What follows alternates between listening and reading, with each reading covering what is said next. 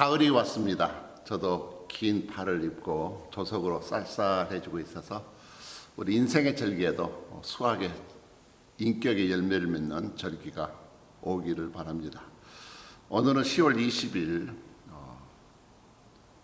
나는 동정녀 탄생을 믿습니다. 이런 제목으로 이사야서 7장 14절 말씀을 중심으로 하나님의 말씀을 선포합니다. 유전공학이 발전해서 이제 고양이나 개를 복제할 수 있다. 또 인간의 아바타를 복제할 수 있다. 이 복제란 무엇입니까?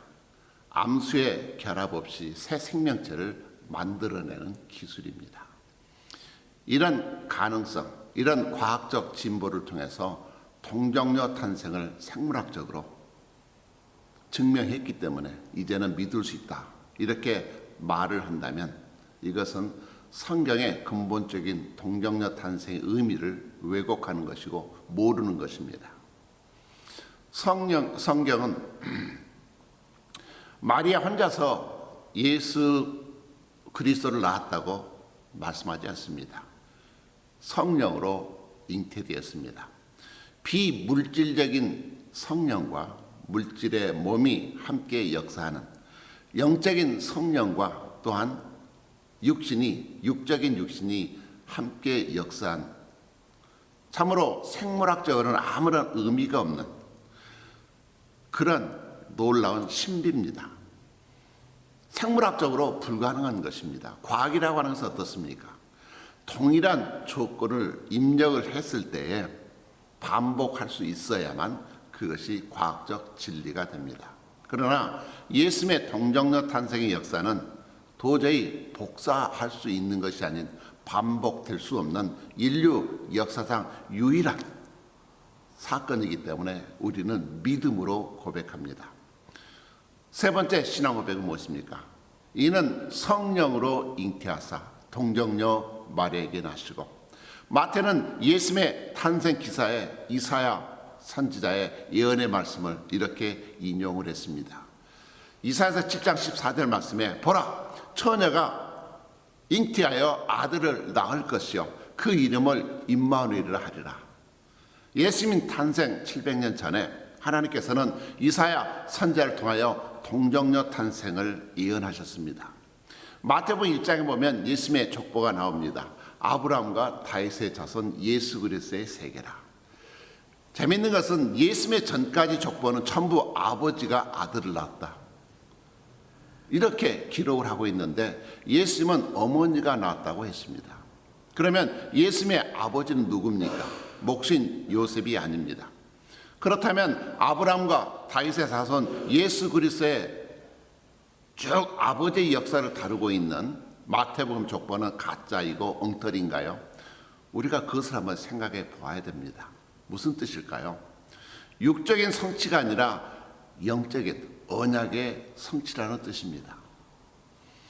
마리아 남편이었던 예수님의 육신의 아버지라고 얘기하시는 목수 요셉은 아브라함과 다윗의 후손으로 왔던 남편이라고 하는 위치, 법적인 남편의 위치에 있을 뿐이고, 하나님은 마리아의 육신 태를 이용해서 독생자를 낳으셨습니다.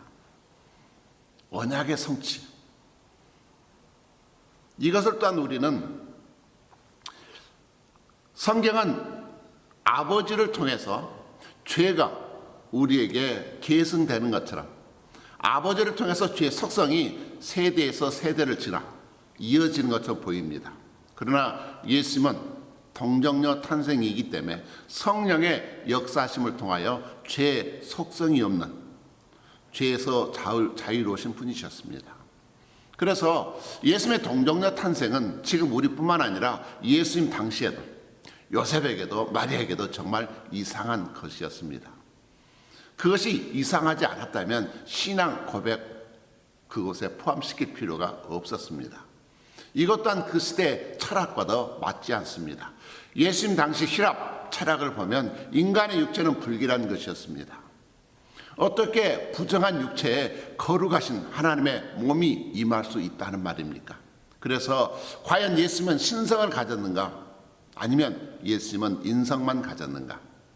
갈등이 많았습니다. 동정녀 탄생은 예수님의 신성과 인성을 동시에 고백하는 믿음의 역사입니다. 우리 사람 생각대로 한다면 반드시 둘 중에 하나이어야만 합니다. 사람이든지 하나님이든지. 어떻게 그것이 사람이면서 동시에 하나님이실 수가 있겠습니까? 그런데 예수님은 음식도 잡수셨고요, 창자가 끊어지는 고통도 느끼셨고요, 그리고 십자가에서 피를 흘리셨고 죽으셨습니다. 동시에 기적도 행하시고 병도 고치시고 풍랑이 잔잔케 되었고 죽은 자를 살리셨습니다.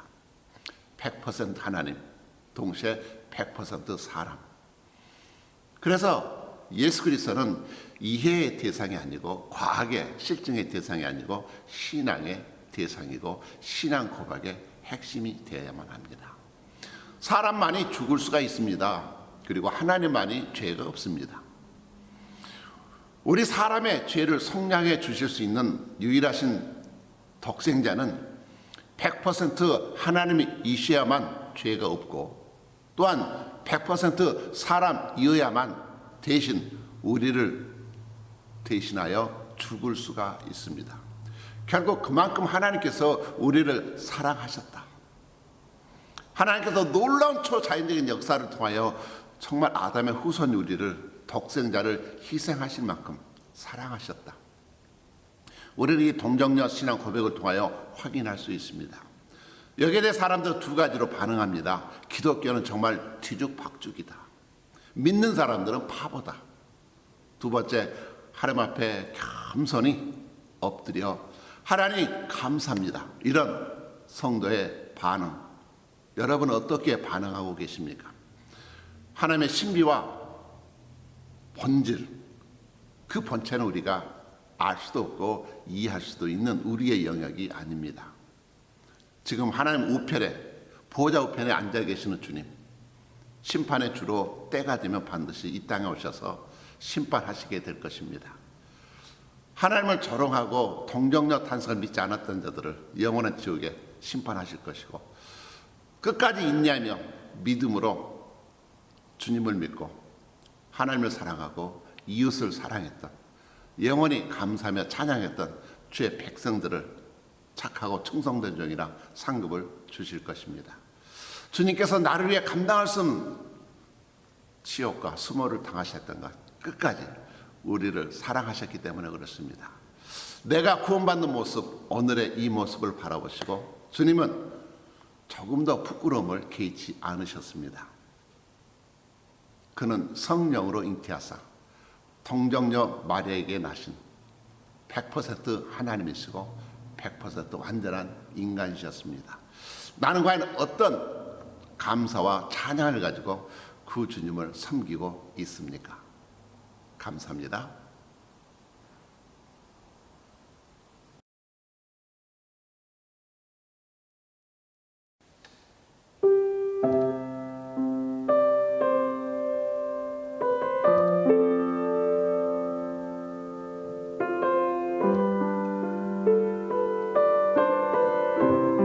하나님이 어떤 이름을 좋아하십니까? 저는 어제나 오늘이나 내일이나 영원토록 변함없으신 신실한 하나님 너무나 사랑스럽습니다. 우리 다 함께 오 신실하신 주 힘차게 찬양하시겠습니다.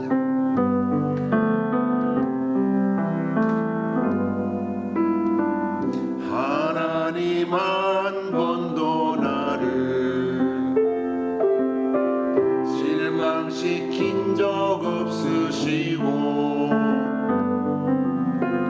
언제나 공평과 은혜로 나를 지키셨네.